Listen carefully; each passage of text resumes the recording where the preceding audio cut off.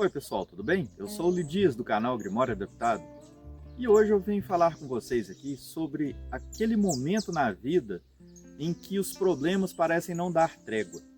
As coisas começam a acontecer uma atrás da outra e vão se avolumando, né? As dificuldades vão ganhando uma proporção que pode até nos levar a um certo desespero. E quando chega nesse momento, depois que a pessoa não tem mais a que recorrer, geralmente aqueles mais céticos, eles caem nesse caminho que é de tentar buscar um auxílio onde seria o mais improvável de ser encontrado, né? Então busca-se na espiritualidade.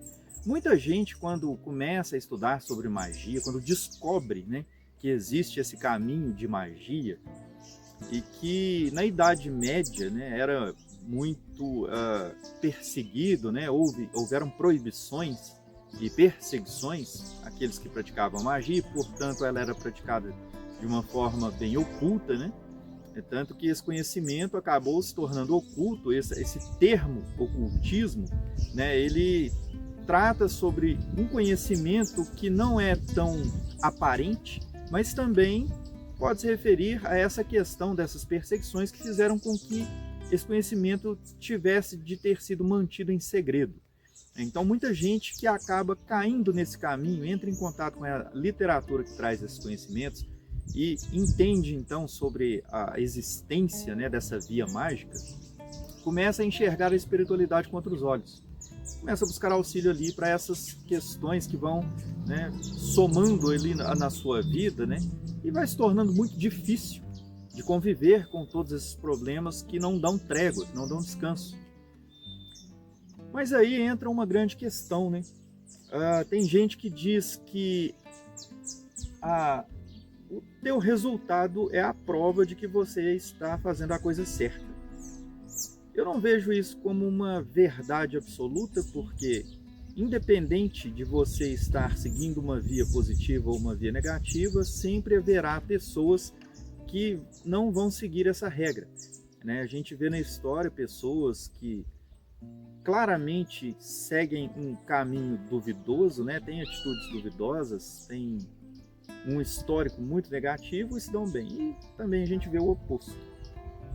Então, por exemplo, tem histórias de rabinos, né, que contam que eram grandes tzadik e que passavam uma vida ali de muitas privações, mas nem por isso significa que ele não teve sucesso ali naquela jornada, porque a história que trazem os rabinos sobre essas pessoas, né, diz que eles eram homens que tinham um grande contato com as esferas superiores, tinham uma grande conexão com Deus, e essa conexão era favorável para que eles conseguissem realizar muitos milagres. Então as pessoas que tinham lá os seus problemas, né, procuravam esses rabinos, pediam auxílio e eles recorriam a Deus e o milagre acontecia. Então existem muitos relatos trazidos nos textos talmúdicos, né, a história dos grandes tzadik aí que são mencionados dentro das tradições cabalísticas, que tinham uma vida simples. Às vezes o cara não tinha nada dentro de casa, tinha lá uma mesa, uma cadeira e uma cama para dormir e nada mais, né? Passava por muitas privações, mas era uma pessoa que tinha uma espiritualidade muito viva, muito intensa, uma grande proximidade com Deus. Então, isso não significa que ele foi mal sucedido, que ele estava seguindo uma via errada ou que estava fazendo algo de errado para que passasse por aquilo, né? Existem certas condições que são algo muito particular em relação a cada pessoa, para justificar, para a gente, nós mesmos tentarmos encontrar uma justificativa para a pessoa estar naquela situação. Então, uma coisa que eu andei observando recentemente é que existe um processo aparentemente natural, que é a de contração da luz para em seguida haver a expansão da luz. E o que significa isso, né? Aquilo que eu já mencionei aqui algumas vezes, que é o Tzimtzum, que é aquele movimento de contração da luz e essa expansão que deu origem à criação, né? Onde havia ali Deus em forma de luz infinita. A gente trazia dessa descrição nos textos, dizendo que antes da criação só havia Deus, e ele é descrito como uma luz infinita. Então, ele contrai dentro de si, ele abre um espaço, um vácuo para que surjam trevas, né? Ou seja, a luz se ausenta dentro de si mesmo. Ele cria um espaço de ocultação de si mesmo dentro de si. E ali dentro desse espaço de caos e trevas, né, onde ele se oculta, ele lança fragmentos de si. Então traz tudo à existência. Se a gente observar esse movimento, né, essa expansão que lançou esses fragmentos ali dentro desse caos, dessas trevas, e trouxe tudo à existência, né, fez a criação, a gente pode entender que isso é um movimento natural na vida. Muitas vezes a pessoa acaba encontrando essas situações que aparentemente é uma forma do universo conduzir a pessoa a essa proximidade, a essa conexão que deve ser estabelecida com a sua origem divina. Então, por vários meios, né, por várias vias, a pessoa de uma forma ou outra, invariavelmente, vai acabar encontrando-se nesse caminho. Então, a maioria de nós, né, estamos condicionados a entrar nessa dança de reconstituição da alma adâmica, né, de fazer o nosso tikkun, né, e também participar do tikkun olam, que é a correção da alma e a correção do mundo. Então, partindo dessa ideia, a gente percebe, né, que nesse movimento de contração da luz, a gente pode comparar com essas situações da vida onde a gente se vê nesse monte de problema, né, e a gente começa então a se desesperar e tentar fazer essa aproximação, tentando buscar a Deus de alguma forma. Mas os problemas aumentam, porque a luz se mantém oculta e mais trevas surgem. Isso faz parte desse processo. E diz que ao término desse processo, então, vai vir essa expansão, que é onde vem então as bênçãos. Algum fruto vem daquela contração de luz.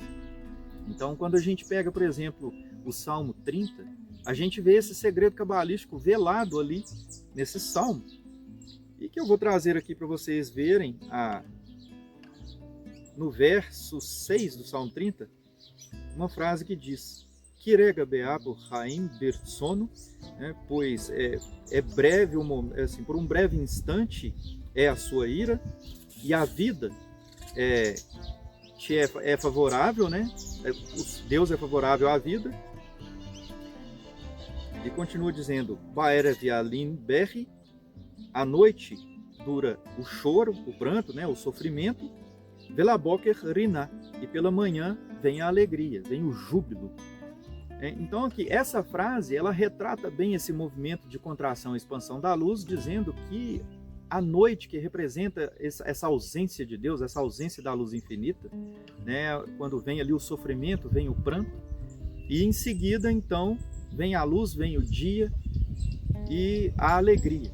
A alegria surge com a luz, com a volta, né, com a restauração da harmonia, né, que a luz proporciona. Então, muitas vezes a gente se encontra nesse tipo de situação, e aqui dentro desse mesmo salmo, né, a gente vê o próprio salmista revelando qual que é a mais previsível reação do ser humano, que é a de se perturbar.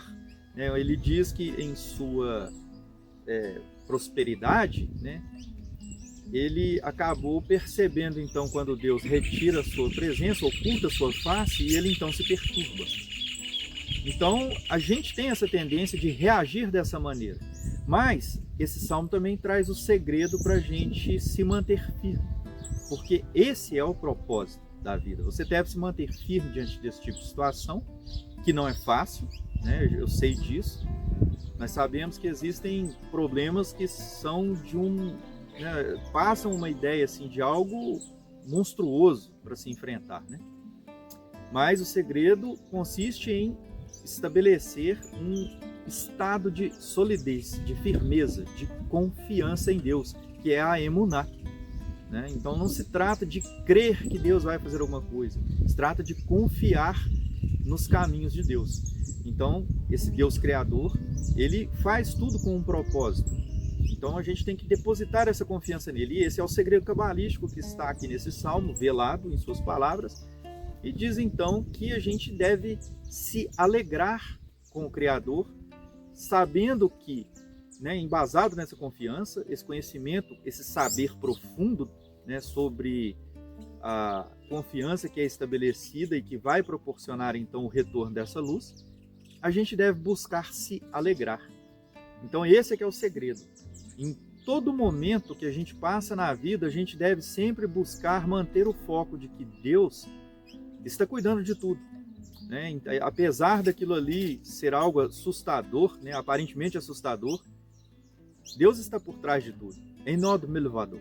Não há nada fora de Deus, né? Tanto que as trevas são criadas dentro da própria luz infinita. Elas não estão fora da luz infinita.